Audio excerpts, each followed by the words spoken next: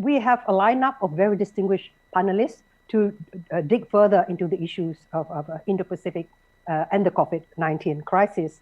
The first panelist is His Excellency Bila Harikawsi Khan, who served as Permanent Secretary of Ministry of Foreign Affairs of Singapore between 2010 and 2013. Although retired, he's never tired, and welcome, Pak Bilahari. Your analysis has always been very sharp, some very provocative in certain areas. So we like to see some firework here in these discussions. The next panelist is Mr. Peter Jennings, the Executive Director of Australian Strategic Policy Institute, ASPI. Welcome, Peter. Peter has served in many senior levels positions within the Australian Public Service, particularly on defense and national security issues. Third is our very much in demand bachelor, Professor Richard Haidarian.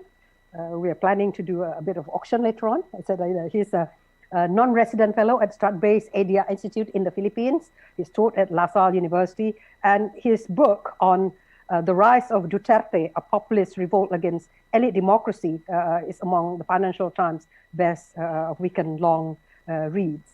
So, Richard, we would like welcome also to this panel.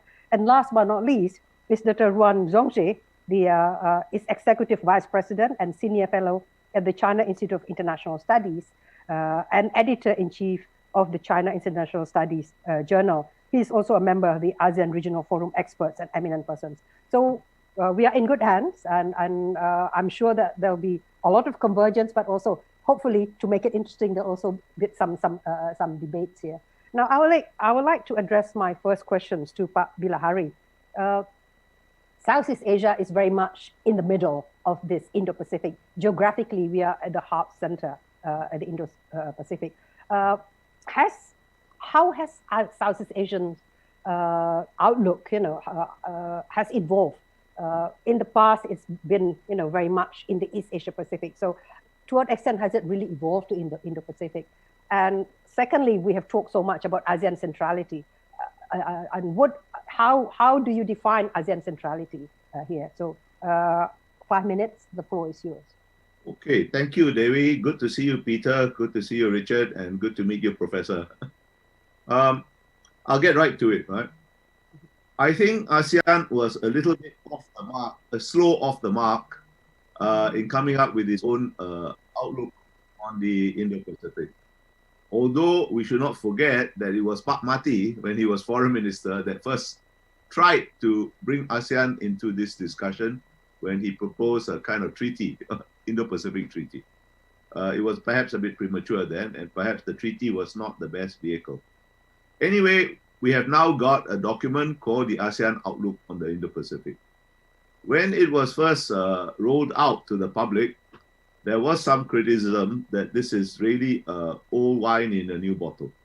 I thought this was misplaced because the very fact that you could get a new bottle under very difficult circumstances, where you had different strategic outlooks among ASEAN countries and around ASEAN countries in a very fluid situation, geopolitically fluid situation, was not in itself an achievement to be dismissed, right? But now that we have it, we have to do something with it. And you know, Devi, and you know, Peter and Richard, that one of ASEAN's weakness is having, define the problem or come up with a basic consensus on a problem. We tend to think that, the job is done. Now, this is a bit, excuse me, this may not be, it may strike some of you as a bit of unfair criticism, but I think it's one that it's a problem that needs to be pointed out. We have not had a sufficiently deep discussion within ASEAN on how we are going to, what use we are going to make use of this new bottle in our own interest, mind you, because I think as Minister Jai Shankar, and I'm sure you all know this, there are so many ideas of the Indo-Pacific flying around. And even as we speak, it is evolving. I talked about a new bottle as an achievement itself. What does that bottle consist of? I think it consists of old principles, but nonetheless very important one. First of all, openness. Second of all, inclusiveness. And in particular, not looking at the world in purely binary terms. And finally, a recognition that geopolitics and geoeconomics are actually inseparable, and this carries both risks as well as opportunities. Now, we need to discuss this if we are going to and come up with a more defined idea of how we are going to implement it if we are going to remain as one of the meanings of centrality. Otherwise, what is going to happen to us is what is already happening. Our idea of the Indo-Pacific, our outlook on the Indo-Pacific is going itself to be the object of geopolitical competition. And we saw some of this in the recently and still ongoing, actually, ASEAN meetings. For example, I think Indonesia was trying to, and some other countries, not just Indonesia, I think, was trying to insert some reference to our outlook on the Indo-Pacific in the EAS statement, the 15th anniversary ASEAN EAS statement, but it fell victim to these rival currents outside. And I think it's not the only reason. One of the reasons is that we were not sufficiently defined. It's not enough to just put a reference to ASEAN Outlook on the Indo-Pacific and pepper every document that we can find with this here and there, right? Right now, again, I'll give you another example. Indonesia too, in this case, came up with a paper on the defense sector's relationship to the ASEAN Outlook on the Indo-Pacific. And I think it's being discussed even as we speak. Maybe they're finished, but anyway, even as we speak by the ASEAN Defense Ministers Plus meeting. And I will bet you anything it will not find favor because there will be divisions among the plus, if not the ASEAN. And I don't want to sound like a broken record. It is primarily because we have not yet gone deeply enough. It's not an easy task into our own idea, by the way. It's not an easy task because I think as Minister Jayashankar mentioned, in a very fundamental way, the very idea of the Indo-Pacific, all the various ideas of the Indo-Pacific reflects the fluidity of the situation that all of us find ourselves in today. And that fluidity, the uncertainty has been certainly enhanced by the pandemic, but it was not created by the pandemic. I think I'll end there and reiterate just my essential point. We have done well to come up with this outlook on the Indo-Pacific. It's not something that we should dismiss as an achievement, but it is not something that we shall rest our laurels on and say, job done, forget about it, and henceforth we just try to insert references to it here and there. We need to think more deeply about what we are going to do. What does the Indo-Pacific, the concept of the Indo-Pacific, really mean in terms of ASEAN's agenda? ASEAN has its own agenda. We know what it is. I mean, the leaders have just reiterated it. But how does this fit into that? It's not a matter of, taking this label and sticking it on anywhere it will stick. Because if we just do that, we will be at the mercy of external forces as we have been so far in this latest series of meetings. I'll stop there, Devi. Thanks for listening to me. Yeah, thank you very much, Pak Bilahari. So I think that's very important things, that the Indo-Pacific is not just a neutral geographic concept.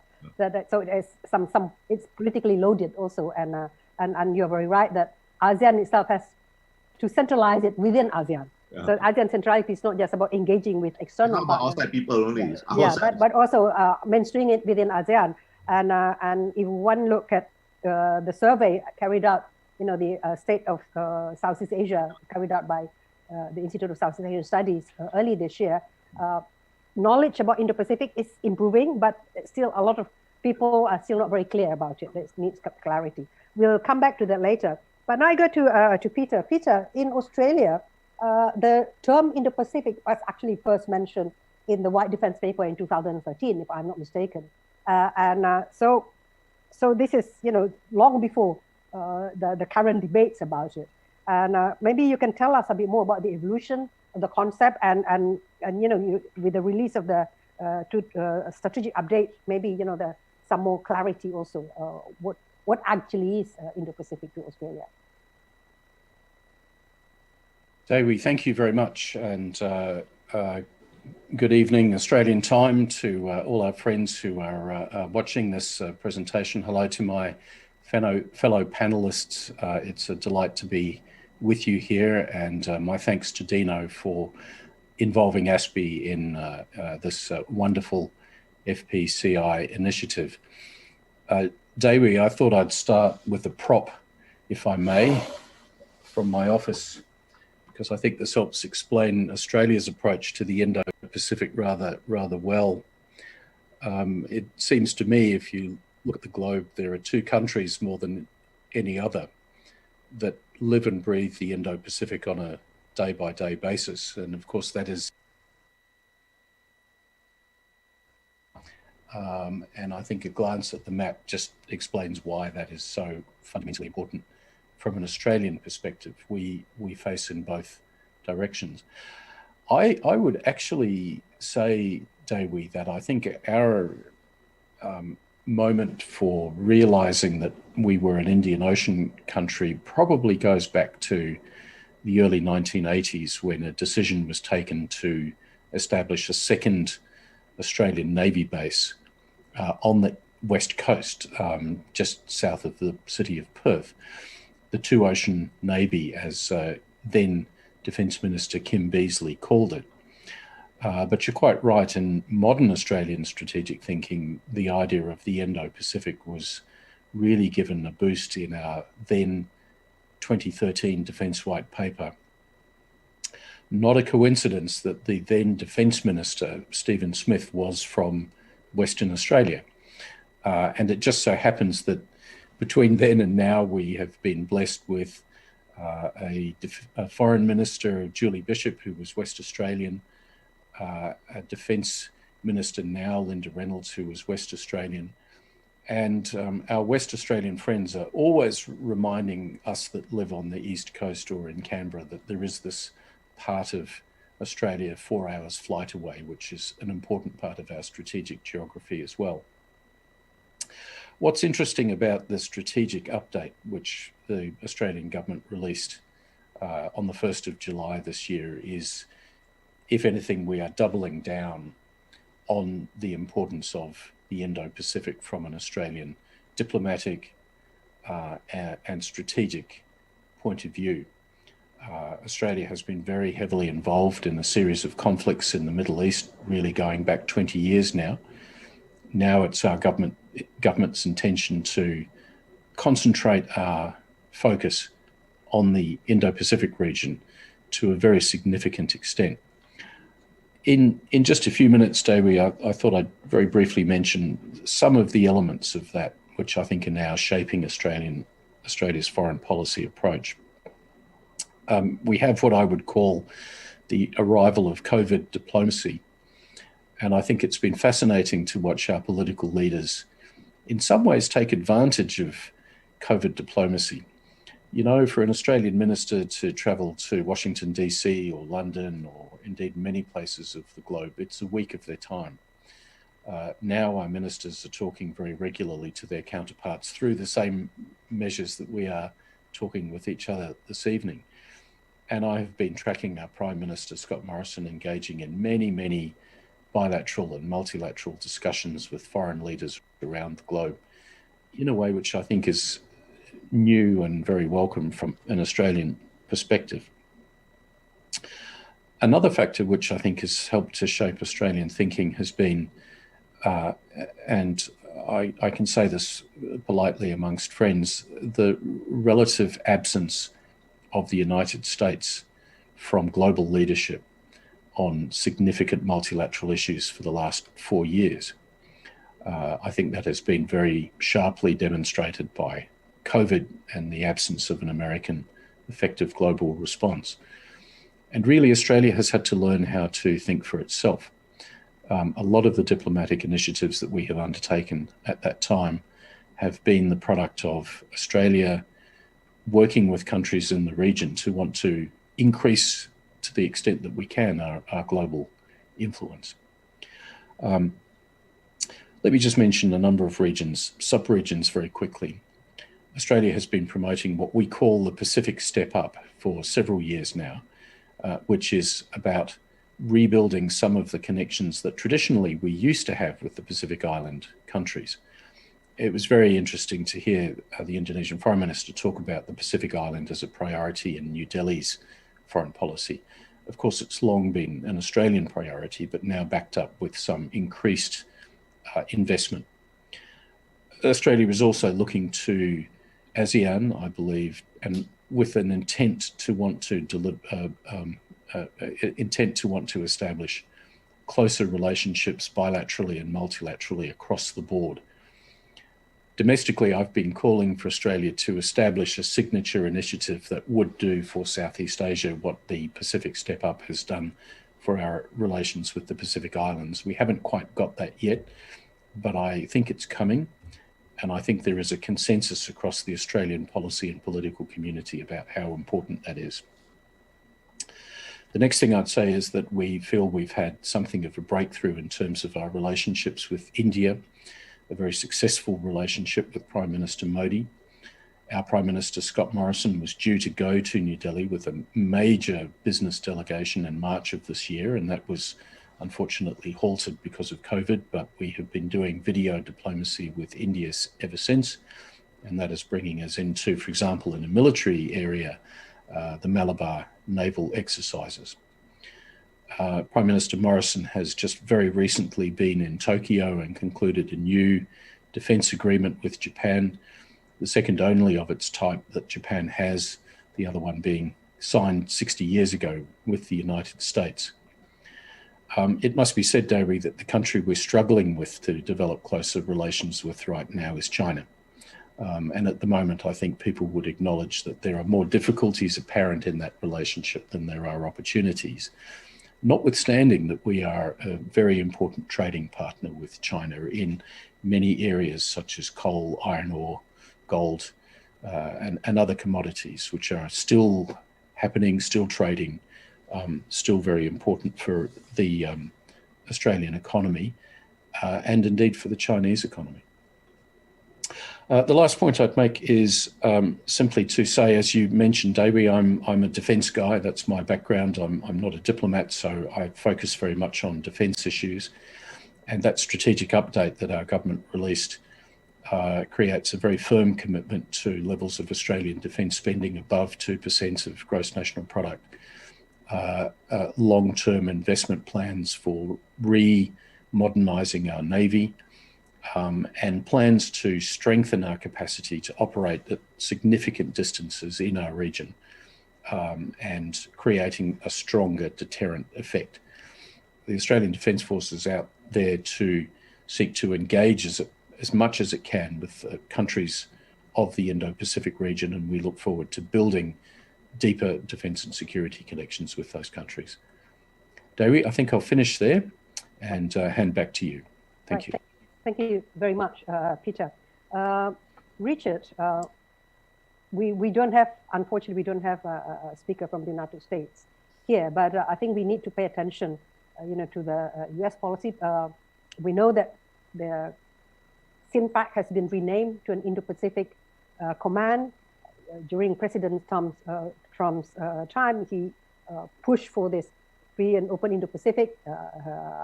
So Indo-Pacific is the U.S. Strategy, but to a certain extent, the Trump administration has pushed it very much. Do you see that there's going to be more change or more continuity in the next Biden administration? What exactly do we expect? Because under Trump, it tended to be less multilateral, more bilateral, and more transactional. And there is an expectation that in the region that with the Biden administration, it will be Obama 2.0 or something like that. So now, what is your take on this?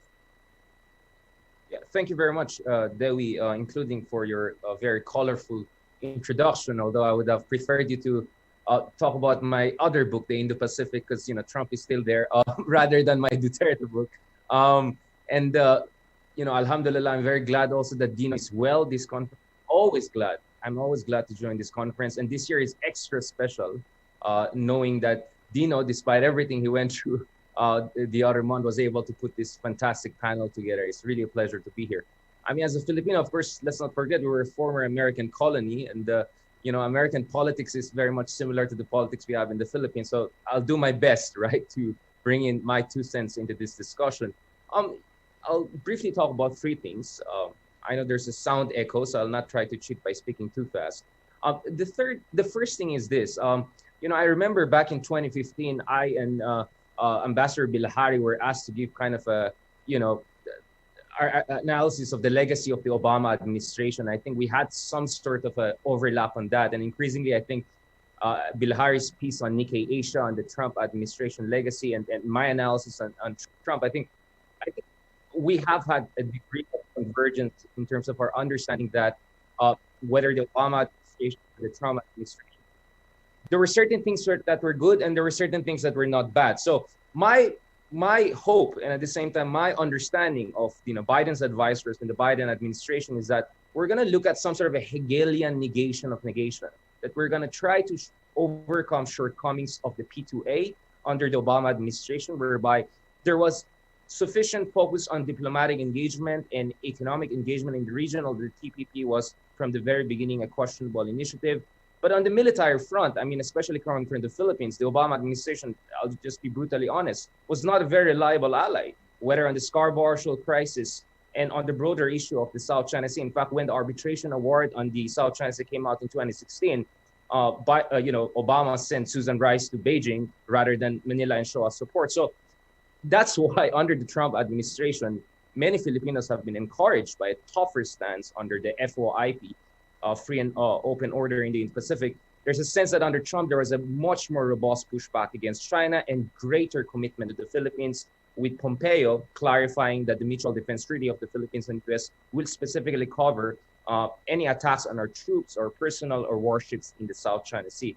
So in that sense, Trump was to a degree an improvement on the Obama administration, but clearly even the Trump policy also had its shortcomings. There was not much focus on good governance promotion, on human rights and democracy. There was not much of an economic engagement with the region after nixing the TPP. I don't know what happened to this so-called $60 billion build initiative for infrastructure and strategic investments in Southeast Asia. So I think what we hope to see under Biden is not a return to the past, essentially an Obama 3.0, nor kind of a blind continuation of some of the better policies of Trump, or just blind rejection of everything Trump. I think it's going to be picking the best elements of the both administrations and matching it to the new geopolitical realities we're facing. So on China, for instance, I expect a much more compartmentalized, or as Kissinger said, differentiated approach. I think on climate change, on WHO, on COVID-19, on nuclear proliferation, on arms race control, Biden will engage China in ways that Trump did not. But I think on the other hand, Biden could also push for an expanded TPP. It could be a TPP 15 with Philippines and Indonesia and possibly even South Korea and India in the conversation, although Indians are not the easiest people to negotiate on FTA issues. And we saw it on RCEP and WTO, with all due respect for our Indian friends. And then, of course, good governance promotion. I think under Trump, we didn't see enough appreciation of that. The reality is that if you're a corrupt country, you can be easily co-opted by foreign powers. You're very vulnerable to sharp power operations of authoritarian superpowers. So that's why it's very important for the Biden administration to push for good governance, promotion, but at the same time not be preachy, not act like a constitutional professor like the Obama administration, and not to openly pick spats with prickly strongmen and populists, including President Duterte. In fact, only a few months into office, Biden will have to negotiate the final status of the visiting forces agreement, which is on probation. And if he wants to build a strong coalition in the region, a South China Sea strategy, that has to go through Philippines in one way or another, and the restoration of BFA will be very important. Surely Duterte will ask for concessions, including reassurances against sanctions, human rights sanctions for his drug war, among others. So you're going to see some tough, delicate diplomacy there. But I expect Biden to do a much better job than Obama, and at the same time not be like Trump, who in fact even encouraged Duterte's drug war and seemed not very interested with good governance promotion, which I think was very problematic. And of course, under Biden, we hope to see the United States having more support for WHO, having much more comprehensive and robust, as Peter was calling it, COVID-19 or medical diplomacy in the region, and hopefully join GAVIT and international universal vaccine distribution regimes and efforts, because we didn't see that under the Trump administration. The second issue, and very quickly I'll try to go through this, is, as far as the ASEAN is concerned in this biggest picture, I've talked about like Deleuze and Guattari's notion of rhizomatic order. I think the way forward for us is to talk about more minilateralism and minilateralism plus. I think there should be more coordination among Quad, among the Euro trio of Germany, France, and England, who have been more and more involved in the Indo-Pacific, and key countries within Southeast Asia who are like-minded on certain shared threats, including the militarization of the South China Sea and other concerns whereby we cannot really get a kind of a consensus on the level of ASEAN. Bilahari talked about perhaps maybe we could kick out some members who are not very helpful.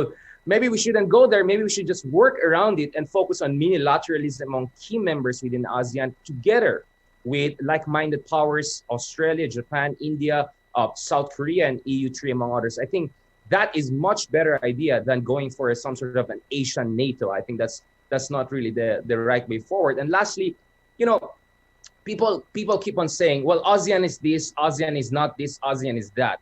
Again, I think Bilahari said that ASEAN is like a cow or not a horse. I would say it's better to talk about a donkey, right? I mean, it's not as trainable as it's not as fast as a horse, but it's better trainable than a cow. And the point is, ASEAN has shown in different periods in its history its ability to reinvent itself. I was reading about the confrontist era in the 1960s when Indonesia and Philippines were ganging up on Malaysia, right? And imagine how we got ourselves out of that quagmire, right? That Kafkaesque nightmare, and established, finally, we went from Maphilinde to ASEAN. In the 70s and 80s, we were wondering what the hell are we going to do with Vietnam, especially after the invasion of Cambodia. And guess what? Within a decade or so, these countries were members of the ASEAN, and now Vietnam is a very important contributor and quite a leader within ASEAN. By the 1990s, after the end of Cold War, we once again reinvented ourselves and tried to become this kind of constructivist contributor to creation of the new post-Cold War order, whereby ASEAN will be a central actor. Well, we have not done a perfect job in the past 2 years, but now we're entering a fourth reawakening or fourth reset as we enter a post-populist, post-Trump, post-American, whatever you want to call it, era. And I think this is where it's not helpful to say ASEAN is this or that. The question is that how should ASEAN evolve in a dynamic sense, just like in the past, to meet the challenges of the time? And I think that's where, together with Biden administration and more multilateralist administration in the US, together with our Quad partners and EU3, among others, and also with China, there are issues that we have shared concerns with China, and China can be very helpful to us. And I think that's also where I agree that maybe it's an old wine to talk about Indo-Pacific, but the bottle we introduce is this: China is an indispensable stakeholder in the Indo-Pacific. We cannot exclude them. So it's correct for us also in the ASEAN to push back against exclusionary visions of the Indo-Pacific and bring in China on the fold and work together around issues that we have common concerns, including COVID and how to recover from that in the coming years. Thank you, Richard. I think that's a very great segue to Dr. Duan's remarks on regional cooperation. For us, coming from Indonesia, we see that we are right in the middle. So President Joko Widodo has early during his administration talked about Indonesia's global maritime fulcrum, and Indo-Pacific is regarded as our natural geographical domain. If you look at the map, the only two countries that have shores in both the Indian Oceans and the Pacific Ocean, that's Indonesia and India. So it is not surprising that Indonesia has been very active, in promoting this ASEAN Outlook on Indo-Pacific, for example. But China has been quite reluctant to embrace this Indo-Pacific concept. So maybe you can give us, some insights about how China stands on this discourse.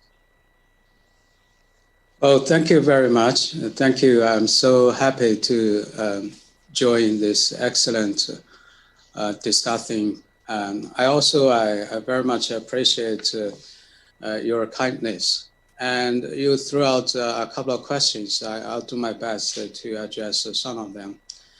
I'll make the three observations, given the time limited. The first one, I think we need to recalibrate. Recalibrate means we should readjust our policy towards a very ongoing profound change situation in Asia Pacific and beyond. And this is because the COVID-19 pandemic that play an enormous part in reshape the agenda and also probably the regional and the global order. And so this is I think it needs to be addressed. This pandemic, of course, we have already witnessed the diversions of approach, two approaches how to dealing with this. One is a unilateral approach, the other is multilateral approach. In my reading, I think this pandemic reminds us how vulnerable we are as a human being. We need work together. By working together, we have a better chance to control and to prevent the spread of the pandemic. So it creates lots of urgency for all of us, not only in Asia Pacific, but also all over the world, to come up with a joint effort. And this is a global challenge, so it definitely demands a global response. Any unilateralist, any go it along, even decoupling is no way, is not the answer to that. So these are the first one. Second, I think particularly for Asia, well, Asia does not need a LATO whatsoever. The LATO has gone, has died. And it will be very misleading and a catastrophe to bring back the so-called new LATO, because this so-called LATO creates division, not the unity. And it also creates the security decoupling. We have talking about a lot about decoupling on technology issue, for example, economic issue, but the so-called LATO is a decoupling of a security. That would be very dangerous for not only for Asia, but also beyond. So we need, in Asia, we need definitely the RCEP, for example, just now very recently concluded. And now the APEC is also out there. So a number of others, multilateral institutions very much focus on economic issues that needs to be addressed, because this pandemic poses a grave challenge. In the same time, and the economy will be the key. And if we don't do well, then the recession will come to us. So I think in the near future, we need definitely requires all of us to work together. Then my third point is about, just now you mentioned about the role of ASEAN. I also read carefully about the Asean Outlook. And I find some of the interesting points. I think for my perspective, China is quite agree with that. Number one is the ASEAN centrality. Now we have already touched upon these key issues, but there may be different explanation or answers for that. From my point of view, the ASEAN centrality means ASEAN plus.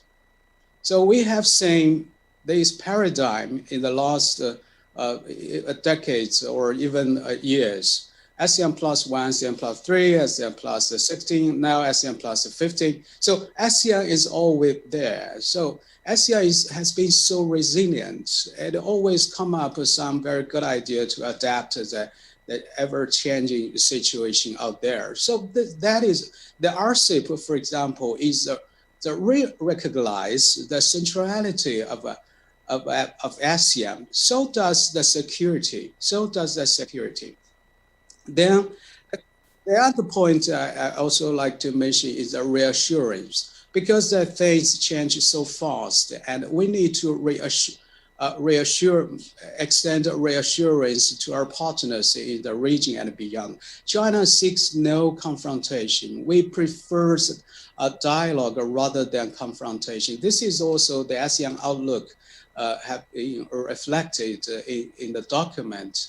And so that this kind of a dialogue, it must prevail rather than artificially to create the division, to create the confrontation. Should we say COVID-19 is the virus? We need to work together to fight this virus, but in the same time, we also need to fight against the political virus that is artificially create confrontation and decoupling in the region.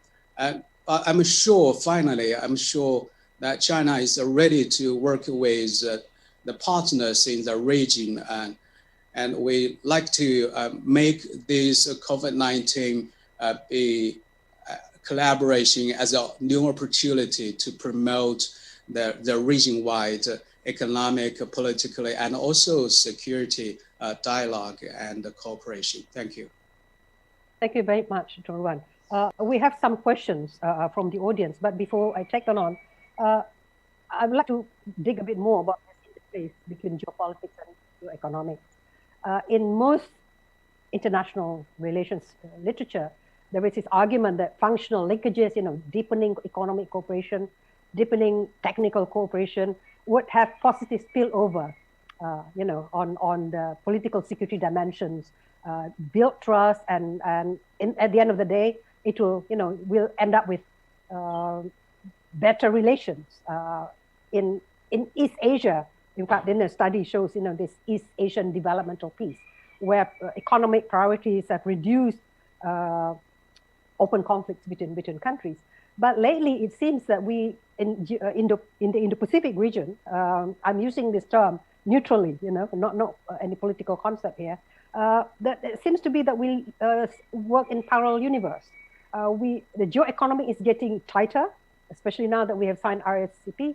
But in the geopolitics, geostrategic, conflict seems to be hardening in certain areas. And the Australian strategic outlook mentioned that, and the remarks made by Richards about the situations in the South China Sea. So here, I would like maybe to go back to Pak Bilahari first. A neutral ASEAN positions. How do you see that we can actually bring the geoeconomics and geopolitics together? That that we do not go in divergence here. Pak Bilahari, are you around? Yes, I'm around. Can you hear me? Yes. Yeah, first of all, let me say, Devi, I think you know this already. Maybe that's why you asked me. I'm not a great believer in international relations theory. I think much of it is, okay, it's amusing to read, but, we shouldn't take it too seriously. I think geoeconomics and geopolitics have always been inextricably intertwined. And they create common interests, but they also create weapons. Right? And that's where we are, and we will just have to accept it as a reality. Within ASEAN, I think the effect of geoeconomics has been, on the whole, positive. It has brought us all closer together. And if I have a criticism, it is that we have not moved faster or more boldly in that direction. In the broader canvas of the Indo-Pacific or the Asia-Pacific or whatever you want to call it, I think the effect is mixed. The synergies, the interdependencies that have grown up, both sort of form parameters for competition, as well as they have become the instruments of competition. What I mean by form parameters for competition, I think this idea that the US and China can decouple completely, or that China can create completely separate systems, if that is the goal, is rubbish. There will be greater separation in certain domains. It's already happening, and that will continue for a variety of reasons. In fact, it was happening well before this latest phase in US-China relations, which we are pleased to call, not entirely accurately, a trade war. and that will continue. It would have happened irrespective of what happens. Total decoupling, it's not going to happen. The challenge for a Biden administration is how to deal with this far more complex situation. For us in ASEAN, I think we should not forget one thing. Complexity creates agency. During the Cold War between the US and the Soviet Union, there wasn't much complexity. It was a fairly straightforward kind of competition because there were two more or less separate systems connected only on their margins. Right now, it's a much more complex and tangled situation, and we should not allow ourselves to be intimidated by the complexity, but to see how we can use it to maximize our agency. Thank you. Thank you. Now, I would like to address my questions to Peter. There have been mentionings of plurilateralism. The Prime Minister of India mentioned about the importance of plurilateralism. Richard also talked about minilateralisms. Quad has been raised as one issue, but as Dr. Ruan mentioned that, this seems to be much more exclusive. What is, Peter, is this going to work in a building block in a regional architecture in the Indo-Pacific, or is it actually going to exacerbate differences? And there's also questions from the audience about possible minilateralisms, a trilateral cooperation between India, Australia, and Indonesia. What would your take be on this, Peter? Thank you, Dewi. I remember listening to a speech that former president of Indonesia, Susilo Bambang Yudhoyono, gave to a conference that my institute, ASPI, organised probably about 5 or 6 years ago. And Dr. Yudhoyono talked about the sort of growing web of multilateral and unilateral and bilateral arrangements through the Indo-Pacific region, which collectively was worth more than the sum of the parts. And it does seem to me that that is the direction that we're going in, Dewi, in a very positive way. Having seen some breakthroughs in relationships which have taken time to develop. So as a former defence official, I spent a lot of time trying to build a closer defence relationship with New Delhi about a decade or so ago. And to be frank, it was slow going. But I think now we find that is changing quite rapidly. ASEAN, I think, is still going to be a central focus for Australia multilaterally, but also we are seeing increasingly close bilateral connections being established in a military and security sense and a diplomatic sense between Australia and a number of ASEAN countries. I think a key challenge now, Richard has sort of touched on this, is how do we effectively reintegrate the United States, which I think is going to be a more traditional administration, but where Biden will have a lot of domestic constraints on his ability to engage. So it won't be like Obama. I agree with you, Richard. I think that's very clear. I think it's up to America's friends and allies to sort of find a creative and constructive way for them to become more deeply engaged into the region. Dewi, I'll just finish by saying sort of partly this goes to your first question to Bilahari, that as a defence guy, I always take the proposition that geopolitics and geopolitics beats geoeconomics every time. And I think that, frankly, the lesson of the last few years is that is the situation that we're coming to.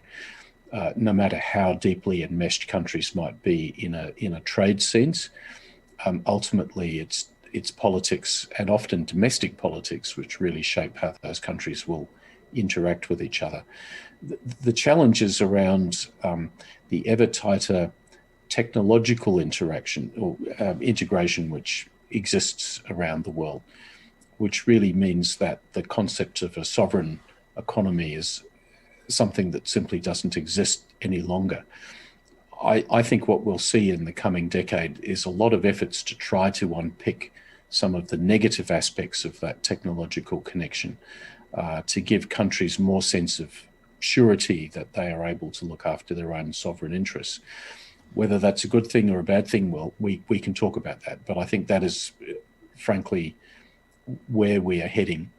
And so having seen a couple of decades of closer integration, what we will probably see in the coming decade is the opposite factors beginning to pull that apart, selectively, not completely, but selectively. Thanks, Thank David. you, Peter. We've got 13 minutes left. Now, there's a question about ASEAN. So I would like to address this question to Richard. You have very colorful simile that ASEAN is more like a donkey. Don't forget that, this particular animal has 3 names. It's a donkey, there's an ass, and there's a mule. And each name has a particular characteristic to it. So, and Pak Bilahari mentioned, at the end of the day, we are talking about ASEAN centrality. ASEAN has to get its act together. So what kind of reform would you like ASEAN to do? Is it in terms of decision-making process? I will not quote Pak Bilahari's very sharp rejoinder about what ASEAN should and should not do to some of its members that do not prioritize ASEAN centrality. But maybe you can also comment on this. Yeah, I mean, I really like the interventions by Bilahari and Peter. I mean, I think Peter was absolutely right that we shouldn't be complacent that, interdependence will bring a degree of peace on a sustained basis. I mean, just look at the origins of First World War after the Victorian era interdependence we had, right? You don't need to read, the Sleepwalkers among other works on this. And I think Kissinger has been warning on that. I also appreciate the intervention that complexity means also agency. I mean, this is a messy spaghetti ball picture. No one is really in control. I think one of the things I always abhor whenever I'm in international conferences that they talk about ASEAN and Southeast Asia as if this is just a chessboard between 2 superpowers. I mean, who's on top, China or US? And for me, that completely misses the point. I mean, we are in a very complicated rhizomatic situation whereby no single power can dictate how things move forward. And I think that's where there's a lot of room for intervention by ASEAN and get this act together. I probably traveled twice a month, mostly intercontinental. And if back in February you told me that the world is going to shut down and we are going to have these conferences completely online, I would have thought you're crazy. I mean, this is impossible. I mean, the idea that, in Manila, I couldn't even get out of the city for months, it's unthinkable. And yet we pulled it off. We have pulled off unthinkable things, no matter how messy and ineffective around the world. And I think that shows you that there's always a potential for radical reorganization, radical self-reinvention. And it's in the same spirit that I believe ASEAN as a whole can do a lot of radical reinvention on different levels. Unfortunately, because of our unanimity rather than really consensus, mu'afirat-based decision-making process, there are limitations to our ASEAN multilateralism. Again, I think Bilahari talked about EU as some sort of a Soviet Union without human rights. I would say that ASEAN is more like a small and medium enterprise without human rights, right? I mean, there are how many, 250 people there doing the work of 40,000 people. So there are really going to be limitations to how far the ASEAN is going to go on the multilateral level. But, Philippines, Indonesia, these are not small powers. These are not small countries. These are countries of 100, 300, 200 million people.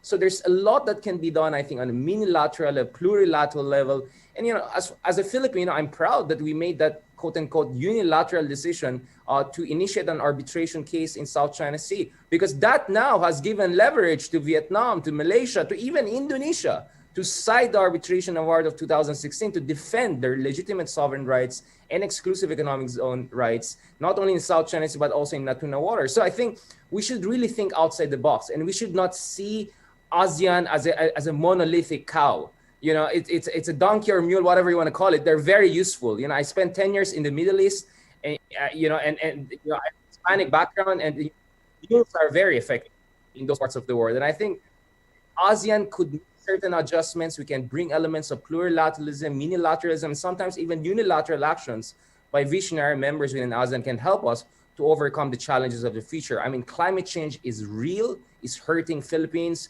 a lot of countries in Southeast Asia very hard.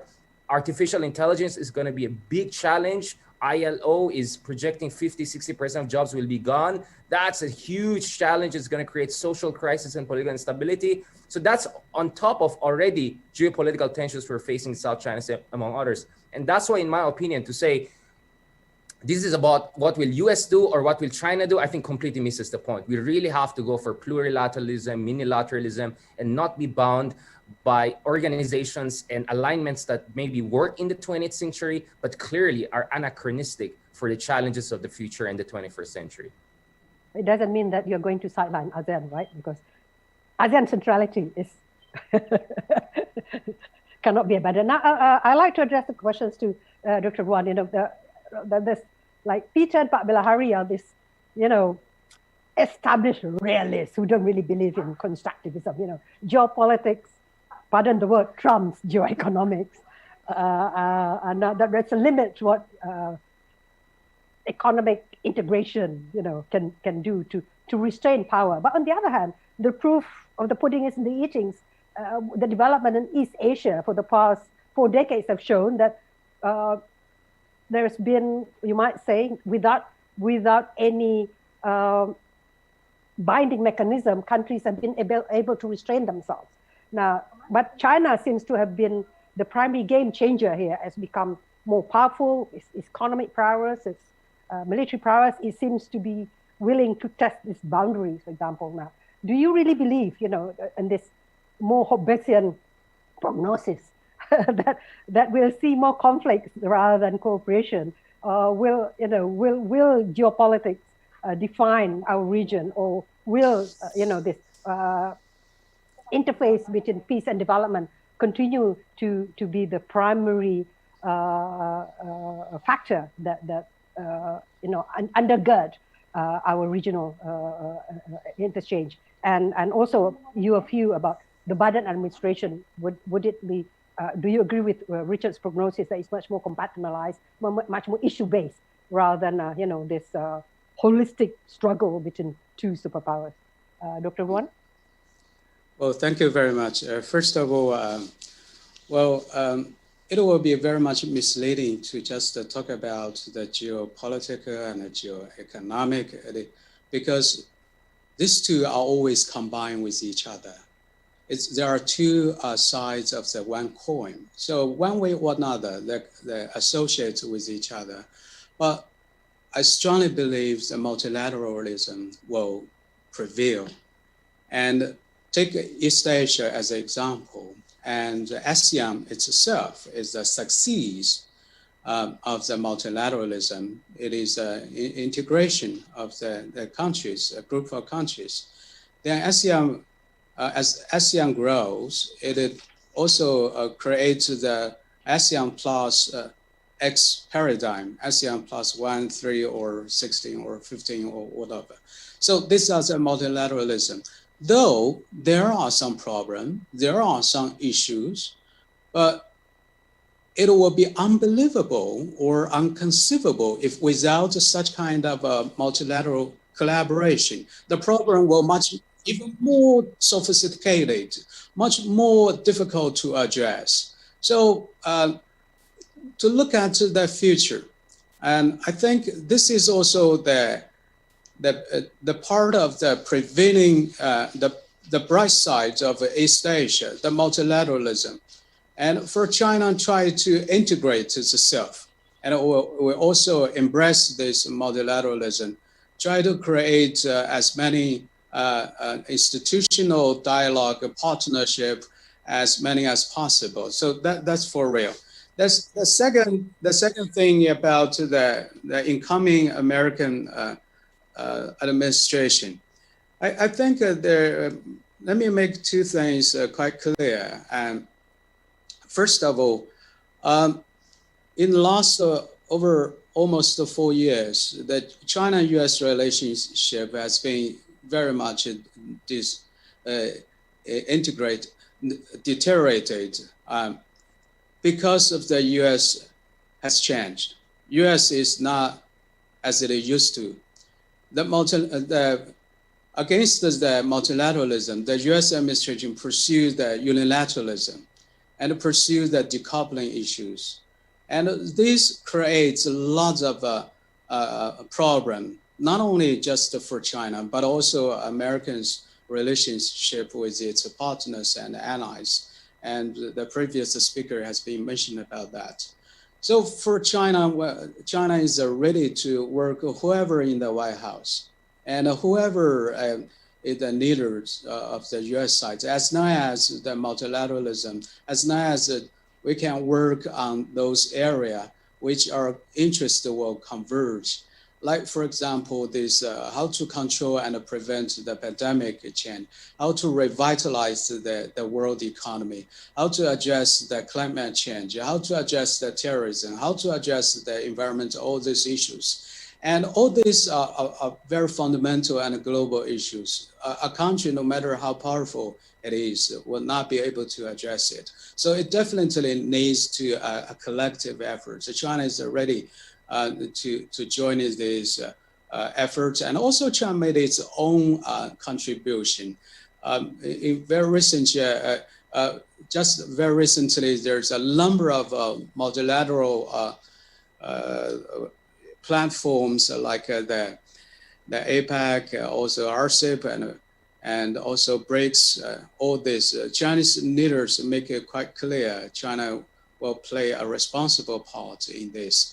Maybe finally, I will mention is about, I think for China, it's a very important, China is also is undergoing a transformation itself.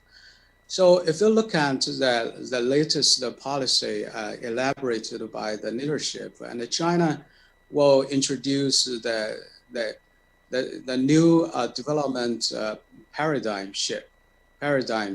That is to say the inner circulation and also the external circulation, these two that will work with each other, reinforce with each other. So this will put China in a stronger position to adapt to the change of internal and external. And then ultimately it creates a lot of opportunity for our trading partners. So China will be the only major economies. Its economies keep on growing and came back very strongly. And so that means China's market will be even bigger. And this is extremely important for many countries that are struggling to export or to do business opportunity. But the point is that this is always the win-win situation. I don't mean China will in the same time, China also will benefit a lot from that. Thank you, Dr. Wan. There are still so many questions left, but unfortunately, our time is running out. We have lively discussions here about different perspectives of Indo-Pacific. I think that the more important thing that it's a very complex region, and although I would like to see China be more willing just to adopt the terms Indo-Pacific itself, because we see that basically it doesn't have to be politically loaded. It is just an affirmation of this saliency of the maritime domain, and that from the Indonesian perspectives, as the Foreign Minister Retno Marsudi underlined, we see the Indian Oceans and the Pacific Oceans as one indivisible geographic, geostrategic theater now. But there are some concerns that geopolitical rivalry will somehow upset, will not be able to be mitigated by increasing economic interdependence. But on the other hand, the experience of Southeast Asian countries shows that there are, because of the desires to prioritize economic development, countries have been able to exercise restraint. Although ASEAN for a long time was a dependent variable, the political wills of leaders, because they want to improve their economic growth, social welfare, they need to work with other countries. That to a certain extent, this constructivism has also worked. So in viewing the Indo-Pacific landscapes, it has to be a more eclectic approaches. The realist perspectives, the constructivist, idealist perspectives also have equal roles to play, depending on some realists will not be convinced with this, but there are a lot of idealists and constructivists out there as well. But I'm afraid we have run out of time, so I would like to all of us to thank the panelists, also the keynote speaker, and all the panelists, Pak Bilahari, Pak Richard, Pak Peter, and Pak Ruan. Thank you very much for your participation. Thanks so much, Dewi, for excellent moderation. Thank you so much. Thanks, Thank you. folks. Peter.